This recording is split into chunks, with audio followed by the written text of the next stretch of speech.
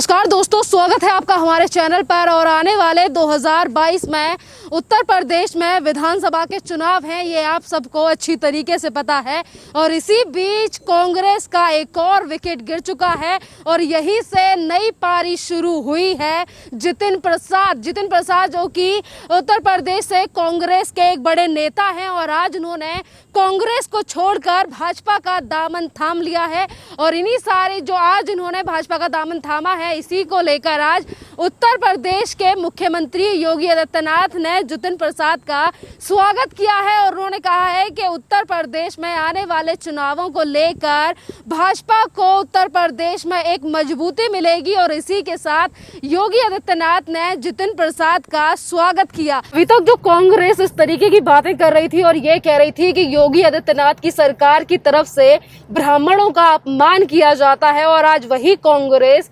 जितिन प्रसाद के जाने से इतनी ज्यादा बौखला गई है कि एमपी कांग्रेस की तरफ से एक ट्वीट आता है और वो ये कहते हैं कि जितिन प्रसाद के जाने से कांग्रेस खुश है और ये एक कूड़े को कूड़ेदान में डालने जैसी क्रिया है। तो आप समझ सकते हैं कि एक तरफ कांग्रेस की तरफ से जो अपमान है वो ब्राह्मणों का किया जा रहा है, और दूसरी तरफ अगर ये राजनीति करने पर आते हैं तो ये कहते हैं कि उत्तर प्रदेश के मुख्यमंत्री के द्वारा इस तरीके की चीजें की जा रही हैं। बेहद बात काफी ज्यादा अहम है और ये काफी ज्यादा मुद्दा भी ये बनना चाहिए कि आज तक जो कांग्रेस ये नहीं समझ पाई कि किस तरीके से शासन और प्रशासन चलाना है, और सिर्फ अपने नेताओं को जिस तरीके से गुलाम बनाकर राहुल गांधी रखना चाहते हैं, अगर वो एक एक करके कांग्रेस को छोड़ रहे हैं और इन सारी चीजों पर विचार करने के बजाय कि आखिरकार हमारी पार्टी का पतन क्यों हो रहा है, और जो सबसे नजदीक यानी कि सबसे अच्छे जिन नेताओं के संबंध है राहुल गांधी के साथ, आखिरकार वो कांग्रेस क्यों छोड़ रहे हैं,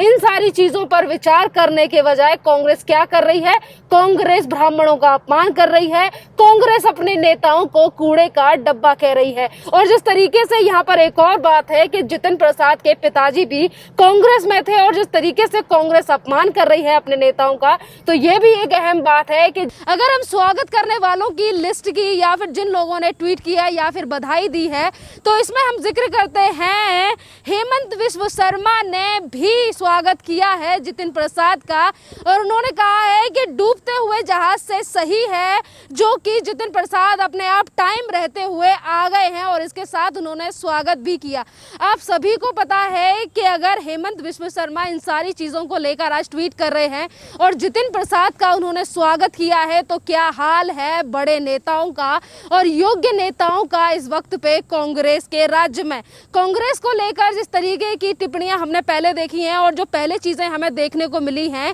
कि हेमंत बिस्व शर्मा का छोड़ने का आखिरकार क्या कारण था कांग्रेस को, वो आप और मैं अच्छी तरीके से जानते हैं कि किस तरीके से चाटुकारिता करनी पड़ती है बड़े नेताओं को। योग्यता नहीं देखी जाती है इस पार्टी में कि कौन नेता कितना ज्यादा योग्य है, बस वो जो ज्यादा चाटुकारिता करेगा वही बड़ी कुर्सी पाएगा और बड़ा पद इस पार्टी में पाएगा। यानी कि कांग्रेस में, और इसी तरीके से कांग्रेस के बड़े बड़े नेता हों या फिर राहुल गांधी के करीबी नेता, जो 4 नेता थे उनमें से एक एक करके हर नेता राहुल गांधी का साथ छोड़कर भाजपा की तरफ आ रहा है। सब आप और मैं अच्छी तरीके से जानते हैं 2020 में मार्च के टाइम पे ज्योतिरादित्य सिंधिया ने भी भाजपा को ज्वाइन किया था कांग्रेस को छोड़कर, और उन्होंने भी ये कहा था कि मैं आगे की शुरुआत करूंगा और मैं यहाँ पर काफी ज्यादा खुश हूँ भाजपा को ज्वाइन करके। और इसी तरीके का जो वाक्य था आज किया है जितिन प्रसाद ने भी, जिस वक्त पे भाजपा को ज्वाइन किया, उन्होंने भी इस बात की टिप्पणी की कि जब आप पार्टी में रहते हो और आप अपने ही व्यक्तियों के, अपने ही लोगों की मदद नहीं कर पाते तो कितना ज़्यादा असमर्थ जो है आप महसूस करते हो। और इन्हीं सारी चीज़ों के चलते आज मैंने कांग्रेस को छोड़कर भाजपा का दामन थामा है। और इसके साथ जितिन प्रसाद ने इन बातों का जिक्र भी किया कि ये बात नहीं है कि मैं किस पार्टी को छोड़कर आया हूँ, इससे ज़्यादा मुझे ये सोचना चाहिए कि आखिरकार मैंने किस पार्टी का दामन थामा है। और आगे चल के उन्होंने इन्हीं सारी चीज़ों के बीच प्रधानमंत्री नरेंद्र मोदी की नीतियों की तारीफ भी की, और उन्होंने कहा कि मैं पिछले 7-8 साल से इन सारी चीज़ों पर निगरानी भी रखे हुआ था। एक बड़ा सवाल ये है कि अभी उत्तर प्रदेश में चुनाव आने वाले हैं, जिस बात के लिए एक विपक्ष की तरफ से नैरेटिव बनाया जा रहा था कि उत्तर प्रदेश में आने वाले जो चुनाव हैं, विधानसभा के जो चुनाव हैं, उसमें योगी आदित्यनाथ की जगह कोई नया चेहरा ला सकता है, केंद्र सरकार के द्वारा कोई नया चेहरा आ सकता है। तमाम ऐसी झूठी खबरें थीं जो कि चलाई जा रही थी और प्रोपेगेंडा चलाए जा रहे थे, पर उन सारी चीज़ों को कल योगी सरकार की तरफ से यानी कि योगी आदित्यनाथ की तरफ से जवाब भी दिया गया और नैरेटिव जो बचाया जा रहा था उन सारे विपक्षियों को भी एक करारा जवाब दिया गया था कल उत्तर प्रदेश के मुख्यमंत्री योगी आदित्यनाथ की तरफ से। अगर हम आने वाले विधानसभा चुनावों को लेकर बात करें कि जिस चीज़ों का जिक्र किया गया है आज उत्तर प्रदेश के मुख्यमंत्री द्वारा कि जितेंद्र प्रसाद के आने से एक मजबूती प्राप्त होगी उत्तर प्रदेश में भाजपा के लिए और ऐसा हो सकता है कि शायद ज़्यादा सीटें भी आ सकती हैं। पर यहाँ पर एक महत्वपूर्ण बात यह है कि जो कांग्रेस हमेशा ब्राह्मणों से नफरत करती हुई दिखाई देती है और यहाँ पर जो लोगों की अगर टिप्पणी की बात करें और लोग जिस तरीके की बातें जितेंद्र प्रसाद के भाजपा के ज्वाइन करने को लेकर कह रहे हैं, उनका कहना यह भी है कि बार बार पे जो राजनीति कांग्रेस की तरफ से की जाती है और बार बार जिस तरीके से ब्राह्मणों के नाम पे भी राजनीति कांग्रेस कई बार कर चुकी है और जितेंद्र प्रसाद एक ब्राह्मण नेता है, तो इससे भी ज्यादा काफी फर्क पड़ेगा यूपी के विधानसभा चुनावों पर। अगर हम बात करें छत्तीसगढ़ कांग्रेस की, तो आज छत्तीसगढ़ की कांग्रेस ने एक ट्वीट किया और उन्होंने कहा कि पार्टी में कार्यकर्ता को कार्यकर्ता की तरह रहना पड़ता है, नेता की तरह नहीं, और धन्यवाद करते हैं हम जितेंद्र प्रसाद का पार्टी छोड़ने के लिए। अब ये भी बात है कि एक एक करके कांग्रेस के बड़े बड़े नेता साथ छोड़ते जा रहे हैं कांग्रेस का,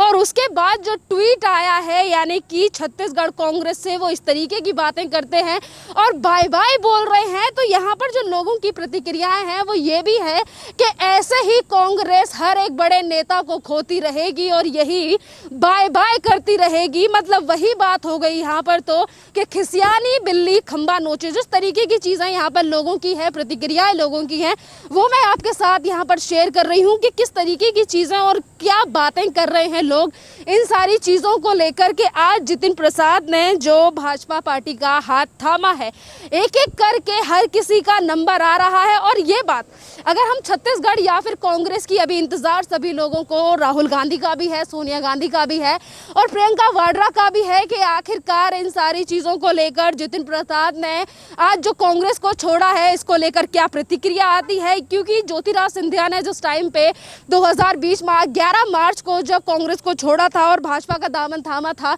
उस टाइम पे भी राहुल गांधी का ट्वीट आया था, उन्होंने कहा था कि पछताना पड़ेगा। तो अभी भी लोगों को इंतजार है कि आखिरकार राहुल गांधी क्या बोलेंगे इन सारी चीज़ों को लेकर और उनके क्या शब्द होंगे जितेंद्र प्रसाद के लिए। जितेंद्र प्रसाद को लेकर अगर कांग्रेस के रवैये को देखा जाए और जिस तरीके से ट्वीट करके ये कहा जाता है कि एक कार्यकर्ता को कार्यकर्ता की तरह रहना चाहिए, नेता बनना नहीं चाहिए। मैं और आप और सारा देश अच्छी तरीके से जानता है कि कांग्रेस में गिने चुने नेता हैं और वो सिर्फ राहुल गांधी, प्रियंका वाड्रा और सिर्फ 4-5 नेता और हैं जो कि चाटुकारिता करने में नंबर 1 है और उन्हीं को नेता कहा जाता है जो बार बार स्क्रीनों पर दिखाई देते हैं। अगर हम यहाँ पर बात करें कि जिस तरीके की तल्ख टिप्पणी की जा रही है कांग्रेस की तरफ से, यहाँ पर जो रवैया है उसको लेकर अब ये इस तरीके की बातें सामने आ रही हैं जनता के सामने कि बार बार अपनी नाकामियों को छुपाने के लिए और पिद्दी की प्लेट में से बिस्किट नेताओं को देने से सरकार नहीं चलेगी।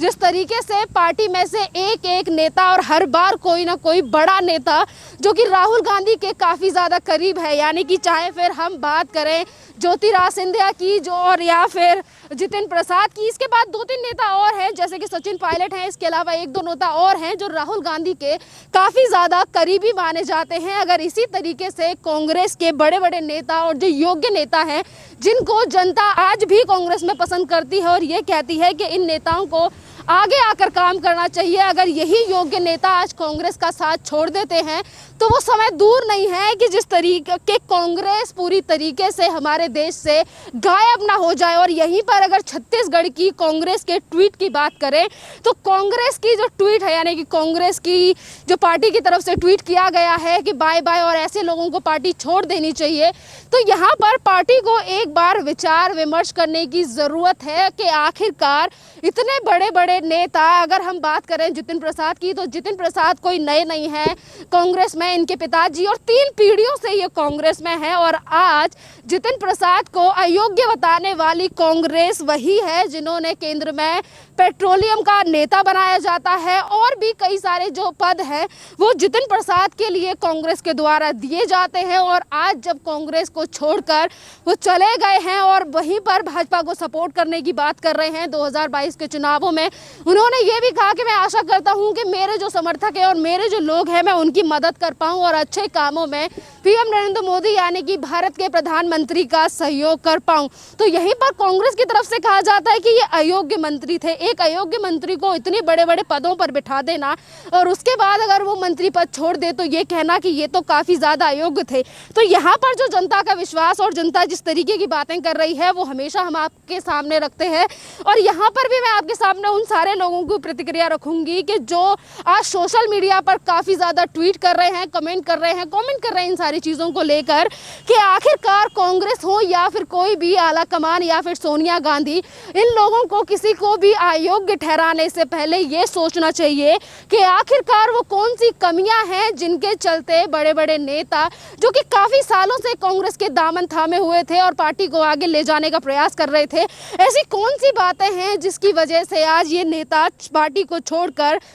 किसी और पार्टी या फिर भाजपा की तरफ जा रहे हैं। पार्टियों को काफी ज्यादा सोच विचार करने की इस पे जरूरत है। अगर हम बात करें 2022 के चुनावों, विधानसभा चुनावों की, तो जो रिजल्ट और जिस तरीके से तैयारियां हर पार्टी की तरफ से चल रही हैं, कोई खास पार्टी है यानी कि कोई योगी आदित्यनाथ की तरफ से दिन रात मेहनत की जा रही है कि लोग वहां पे स्वस्थ रहें और कोरोना की महामारी जल्दी से खत्म हो। और वहीं पे अगर विपक्ष या फिर अन्य पार्टियों की बात की जाए तो उनकी तरफ से इन सारी चीजों को छोड़कर सिर्फ और सिर्फ एक नैरेटिव गढ़ा जा रहा है जो कि उत्तर प्रदेश की सरकार के खिलाफ है और सरकार के जिस तरीके से प्रोपेगेंडा चलाए जा रहे हैं। अब देखना महत्वपूर्ण होगा कि आज जो ट्वीट करके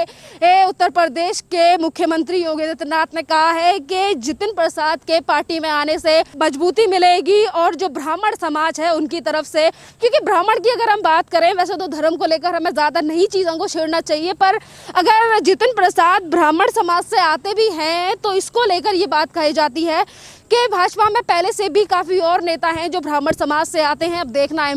बहुत ज्यादा महज इम्पोर्टेंट होगा कि आखिरकार उत्तर प्रदेश के विधानसभा के चुनावों का रिजल्ट क्या रहेगा।